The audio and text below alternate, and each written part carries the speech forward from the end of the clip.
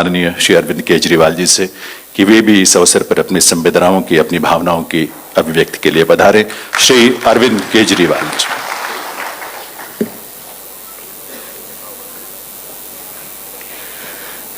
मंच पे मौजूद तेलंगाना के सम्मानित मुख्यमंत्री माननीय चंद्रशेखर राव जी, पंजाब के मुख्यमंत्री श्री भगवंत मान साहब, तेलंगाना के चीफ सेक्रेटरी साहब, पंजाब के चीफ सेक्रेटरी साहब, किसानों के नेता राकेश टिकैत साहब, तेलंगाना से आए हुए सभी मंत्रीगण, एमपीज, एमएलएज, सभी अधिकारीगण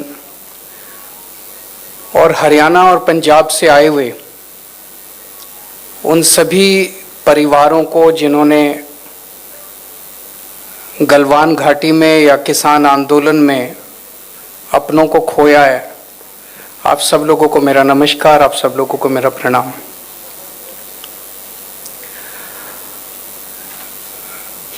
दोस्तों, आज हम आप सब लोगों को यहाँ पे एक सम्मान राशि तो देंगे, लेकिन जो आप लोगों ने अपनों को खोया है उनकी जान की कीमत नहीं लगाई जा सकती। अगर अपना कोई चला जाता है उसकी कोई कीमत नहीं होती। आज इस सम्मान राशि को देने का केवल एक ही मकसद है। हम आप सब लोगों को ये कहना चाहते हैं कि पूरा देश आपके साथ है। हमें गर्व है उन लोगों पे जिन जवानों ने गलवान घाटी में शहादत दी, जिन किसानों ने देश के अंदर किसानी को बचाए रखने के लिए 1 साल तक संघर्ष किया और इस दौरान अपनी शहादत दी। यह आंदोलन पंजाब के किसानों का नहीं था, यह आंदोलन हरियाणा के किसानों का नहीं था, यह आंदोलन पूरे देश का था। इसीलिए इसी भावना के साथ आज तेलंगाना के मुख्यमंत्री साहब तेलंगाना से आप लोगों को एक एक सम्मान राशि देने के लिए आप सब लोगों के बीच में आए हैं। हम तेलंगाना के मुख्यमंत्री साहब का भी तहे दिल से शुक्रिया अदा करते हैं। पंजाब सरकार पहले ही उन सब परिवारों को सम्मान राशि के रूप में कुछ दे चुकी थी। आज तेलंगाना से आए हैं, ये दिखाता है कि सारा देश आपके साथ है। ये किसी एक राज्य या एक किसी वर्ग का आंदोलन नहीं था। मुझे याद है ये आंदोलन दिल्ली के बॉर्डर पे हुआ था और दिल्ली का मुख्यमंत्री होने के नाते मेरा अपनी तरफ से ये एक हवन था, अपनी तरफ से मैंने भी उसके अंदर थोड़ी बहुत आहुति दी। हम जो भी कर सकते थे हमने वो सब किया। मुझे याद है जब सबसे पहले पंजाब से और हरियाणा से किसान चले थे और किसान दिल्ली की तरफ कूच कर रहे थे और रास्ते में थे किसान, तभी हमारे पास केंद्र सरकार से एक फाइल आई कि भाई किसान दिल्ली की तरफ कूच कर रहे हैं, इन सभी किसानों को गिरफ्तार करने के लिए हमें दिल्ली के स्टेडियम जितने हैं उन सारे स्टेडियम को जेल बनाना है, ताकि जब किसान दिल्ली में एंटर करेंगे तो उनको सबको हम जेल में कैद कर लेंगे। क्योंकि जो मौजूदा जेल है वो तो इतनी बड़ी जेल नहीं थी कि इतने सारे किसानों को कैद किया जा सके। मैं भी आंदोलन से निकला हुआ हूँ, अन्ना आंदोलन से हम लोग निकले हुए हैं और अन्ना आंदोलन के समय हमारे साथ भी यही हुआ था कि अन्ना आंदोलन के समय जितने लोग रामलीला मैदान में जंतर मंतर पे आते थे उन सबको जब गिरफ्तार किया करती थी सरकारें तो जेलें छोटी पड़ जाती थी, तो वो सारे स्टेडियम में हम लोगों को गिरफ्तार करते थे। मैं भी कई दिन स्टेडियम में गिरफ्तार रहा हूँ। तो मैं समझ गया कि ये किसानों के आंदोलन को ख़त्म करने की एक साजिश है। अगर जो किसान दिल्ली के बॉर्डर पे पहुँच रहे थे, दिल्ली में एंटर करने के बाद अगर उनको सबको स्टेडियम के अंदर कैद कर दिया जाता तो किसान आंदोलन उसके बाद वो स्टेडियम के अंदर ही रह जाता। तो वो फाइल केंद्र सरकार के पास आई। किस्मत अच्छी थी कि वो पावर हमारे पास थी स्टेडियम को जेल में कन्वर्ट करने की, और हमने इतना प्रेशर हमारे ऊपर डाला गया केंद्र सरकार के द्वारा कि आप हमने करने से मना कर दिया। हमने कहा नहीं, हम स्टेडियम को जेल में कन्वर्ट नहीं करेंगे। और उसके बाद इतनी ज़्यादा नाराज़ हुए सब लोग, लेकिन हम किसानों के साथ खड़े रहे।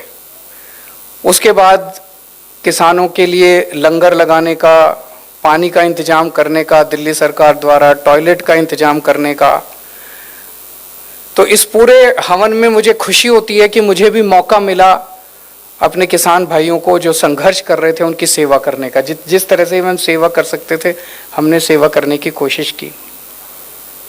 आज भी जब पंजाब के अंदर हमारी सरकार बनी है, आम आदमी पार्टी की सरकार बनी है, हमारी पूरी कोशिश है, हमारी सबसे पहली कोशिश है कि किस तरह से किसानों की आमदनी को बढ़ाया जाए। हम पूरी तरह से इस नतीजे पे पहुंचे हैं कि जब तक किसानों की आमदनी को नहीं बढ़ाया जाएगा, किसानों की आय को नहीं बढ़ाया जाएगा, किसान देश के अंदर हमेशा दुखी रहेगा, आत्महत्या करता रहेगा, कर्जे में डूबा रहेगा, घर में कोई बीमार हो जाएगा उसके लिए कर्जा लेगा और कर्जे की साइकिल के अंदर डूबा रहेगा और आत्महत्या करता रहेगा। मुझे बेहद खुशी है कि पंजाब के जो नए मुख्यमंत्री हैं मान साहब, ये भी किसानी के बैकग्राउंड से आते हैं और इसीलिए पिछले कुछ दिनों के अंदर इन्होंने जो निर्णय लिए, एक निर्णय लिया कि अभी जब तक अगली फसल नहीं उगाते तब तक एक मूंगी की फसल उगा लेते हैं और मूंगी के ऊपर पंजाब सरकार MSP देगी। ये एक ऐसा व्यक्ति निर्णय ले सकता था जो जमीन से जुड़ा हुआ है, जिसे किसानी के बारे में पता है, और एक ऐसा व्यक्ति निर्णय ले सकता था जो कि किसानों के साथ खड़ा है। ये पहले वाली सरकारें भी ले सकती थी, लेकिन मान साहब ने यह निर्णय लिया कि मूंगी के ऊपर MSP दी जाएगी। दूसरा निर्णय लिया कि जो डायरेक्ट सीडिंग करेंगे उन सब लोगों को 1,500 रुपये एकड़ के हिसाब से उन लोगों को सहायता दी जाएगी। आने वाले समय में भी बहुत सारे ऐसे निर्णय हम लेना चाहते हैं जिससे किसानी को एक पंजाब के, दिल्ली के अंदर हमने जितने काम किए, आज दिल्ली के स्कूलों के बारे में खूब चर्चा होती है कि खूब शानदार स्कूल बन गए, दिल्ली के अस्पतालों की खूब चर्चा होती है, दिल्ली के मोहल्ला क्लिनिक की खूब चर्चा होती है, दिल्ली की बिजली की खूब चर्चा होती है। वो सारे काम भी करेंगे यहाँ पे। पंजाब के स्कूल भी ठीक करेंगे, पंजाब के अस्पताल भी ठीक करेंगे, पंजाब में मोहल्ला क्लिनिक भी खोलेंगे, बिजली भी फ्री, सारे करेंगे। पंजाब के अंदर किसानी एक बहुत बड़ा मुद्दा है, तो हमारा मकसद है कि जैसे दिल्ली में हमने बिजली, शिक्षा, स्वास्थ्य, बिजली को मॉडल बनाया, ऐसे पंजाब के अंदर किसानी को भी आपके साथ मिलकर एक मॉडल के रूप में पूरे देश नहीं पूरी दुनिया के सामने प्रस्तुत किया जाएगा। आज एक वकील का बेटा वकील बनना चाहता है, एक फिल्म एक्टर का बेटा फिल्म एक्टर बनना चाहता है, डॉक्टर का बेटा डॉक्टर बनना चाहता है, लेकिन किसान का बेटा किसान नहीं बनना चाहता, क्योंकि किसानी फायदे का धंधा नहीं बचा, फायदे का सौदा नहीं बचा। मुझे पूरा यकीन है कि हम लोग पंजाब के अंदर ऐसा मॉडल तैयार करेंगे कि किसान का बेटा बड़ा होकर कहेगा पिताजी मुझे भी किसान बनना है, मुझे किसी और धंधे के अंदर नहीं जाना है। और मुझे पूरा विश्वास है कि पंजाब के 3-3.5 करोड़ लोगों के साथ मिलके हम ऐसे मॉडल को तैयार कर पाएंगे और ऐसे मॉडल को लागू कर पाएंगे। मैं ऊपर वाले से प्रार्थना करता हूँ कि जो जो लोग शहीद हुए उन सब लोगों को भगवान उनकी आत्मा को शांति दे, अपने चरणों में स्थान दे और आप सब लोगों को इस लॉस को बर्दाश्त करने की शक्ति दे। बहुत बहुत शुक्रिया।